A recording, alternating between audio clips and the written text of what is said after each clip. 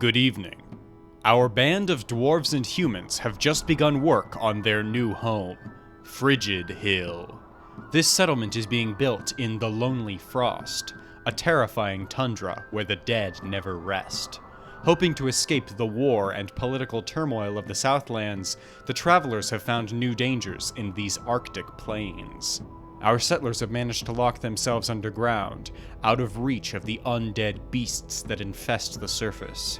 Tonight, the construction of Frigidhill begins in earnest, while dwarf and human alike try to hide from the monsters that roam this dark land.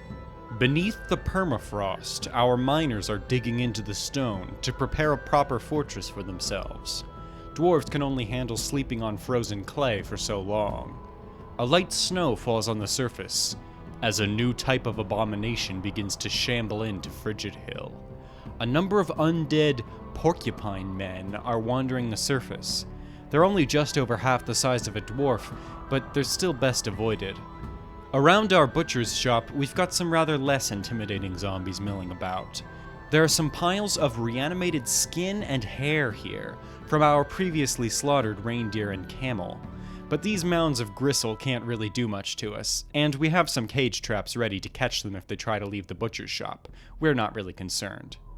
Despite the grim conditions out here in the Lonely Frost, newcomers still brave the cold and the dead to join us. A group of migrants has arrived, and they're approaching from the west. However, getting them inside may prove difficult. The undead porcupine people are still patrolling the surface.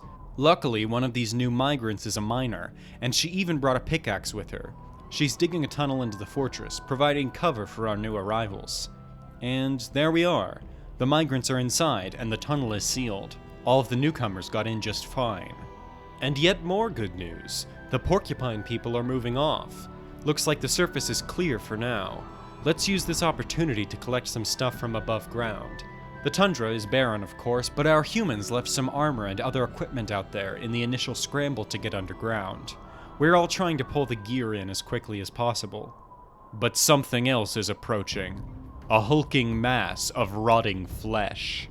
An undead giant muskox approaches. This enormous creature is 2/3 the size of a rhinoceros. It would easily tear through all of our citizens if it got the chance. We'll have to leave the rest of the equipment outside. Fall back. Safe and sound, once again, though I'm not sure what we'll do if another group of migrants arrives near that beast. Anyway, while our miners are busy digging out the fortress, let's take a look at some of our dwarves. In our carpenter's workshop, our expedition leader is hard at work. This is Nish Mubun Altar, practice guilt. At 53 years old, he's a carpenter, and is currently busy constructing some wood beds for our citizens. He doesn't really value skills related to fighting, isn't particularly ambitious, is slow to anger, and wishes he were more impulsive.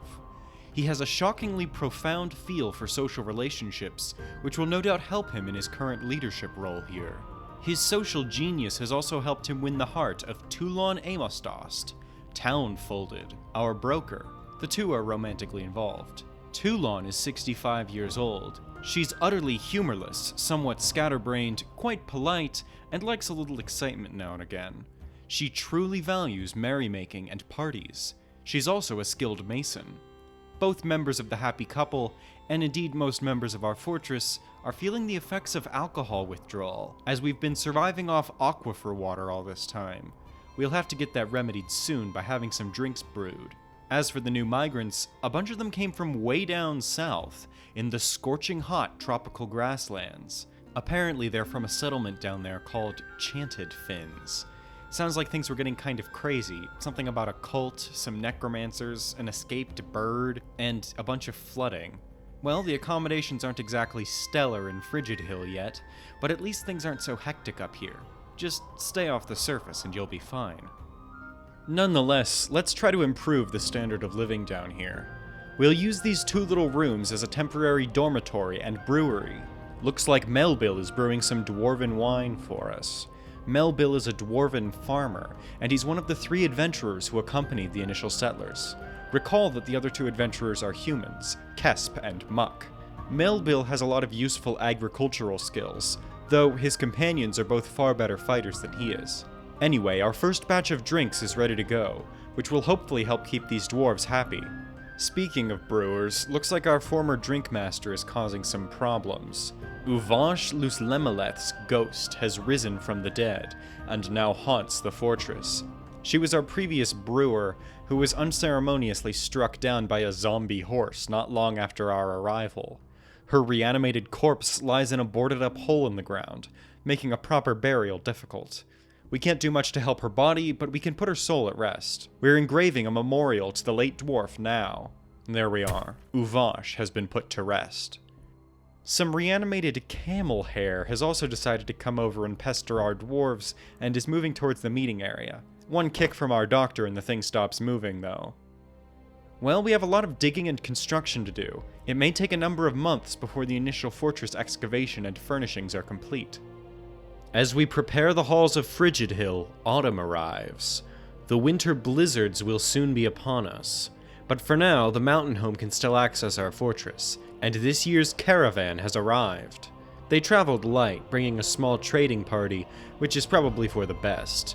If a full caravan were to die out there, they could leave behind an overwhelming mass of undead. We'll try to let them in. Looks like the merchants are clear of the zombies. They're heading straight for our entrance. The outpost liaison has already made his way in, and he meets with expedition leader Nish. The outpost liaison lets us know that the goblins have attacked the dwarven fortress of Sneak Shields yet again. It's certainly nice to be up here, away from all that warfare. But the topic of conversation shifts to trade. Nish impresses upon the outpost liaison that it is vital for us to receive as large a shipment of lumber as they can possibly send. We haven't found any trees here so far, so we want every scrap of wood we can get a hold of.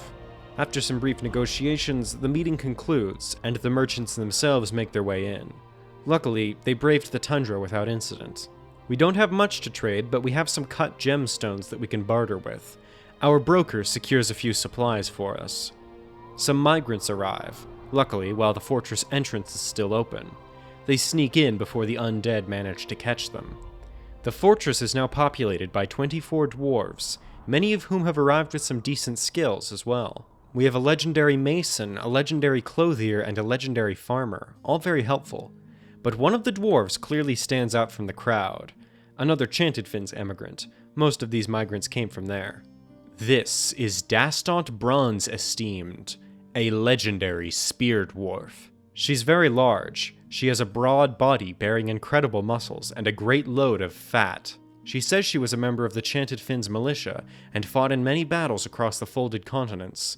She has slain many goblins in her years of service. She even claims to have killed a mummy king with her own hands, though that sounds like an embellishment. Dastot has an incredibly calm demeanor, hates those who wield power over others, prefers a peaceful and ordered society, and she lacks perseverance and thinks there's something wrong with people who do bother to persevere through adversity. Perhaps she abandoned her post in the south when life in Chanted Finns got too hard for her. She might have also disapproved of the leadership there. She disliked those who exercise power over others, and it sounds like the ruler of Chanted Finns was using the militia for the purposes of conquest. Whatever her history, we're happy to have Dastot around. If we can get this dwarf a spear, she could probably do a lot to protect us from the undead. The merchants take their leave. But before we wall up the entrance to keep out the undead, we have some work to do outside.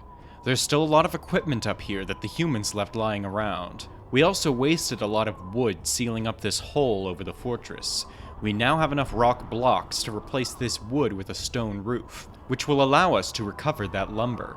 Right now, there are only undead giant ravens on the surface. That's still not good, but at least it's better than undead giant musk ox. The dwarves scramble to take care of this work before the ravens get too close.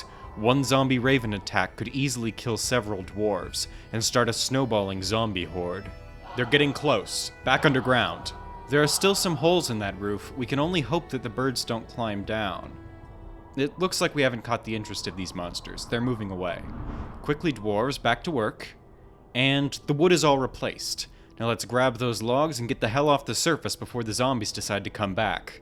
We've set up some hatches to keep the zombies out, so we'll lock those. In fact, let's seal up this western exit with stone. Now we only have one entrance into the fort, right here. This choke point will be easier to defend. We can now safely hunker down and wait out the harsh tundra winter beneath the earth. With our fortress once again secure, our broker and mason, Toulon, has turned her attention to creative endeavors. Toulon has created Vostaznen Tuk Morul Eval, Hustle Withers, the Pages of Loving, an artifact Galena weapon rack. She offers it to the fortress. It is encrusted with rectangular Galena cabochons and menaces with spikes of native silver. On the item is an image of another artifact, Slaughter Panthers, the Scholar of Rasping, a native gold mechanism. That's an artifact from the fortress of Chanted Fins. Perhaps one of the Chanted Fins emigrants described it to Toulon and she was inspired. It's interesting that this weapon rack was made entirely out of ore. Galena is an ore of lead, while native silver is of course an ore of silver. Well, it's certainly a respectable, if somewhat modest, artifact. Excellent work, Toulon. Once we forge some arms, we'll get plenty of use out of this item. With the basic fortress necessities complete, our next step is to fire up the smelters and start turning all this ore into valuable metal. However, in order to get our metal industry up and running, we'll need a source of fuel, and it looks like the only way we're going to keep the forges burning is by digging deeper. In the deep, we seek coal, cave trees, and magma. But many dangers lurk in the bowels of the world, and the reanimating magics of the tundra may follow our miners far into the stony depths. But it's getting late, and I must retire. Come find me again some other night, and hear more tales from the frost-covered halls of Frigidhill.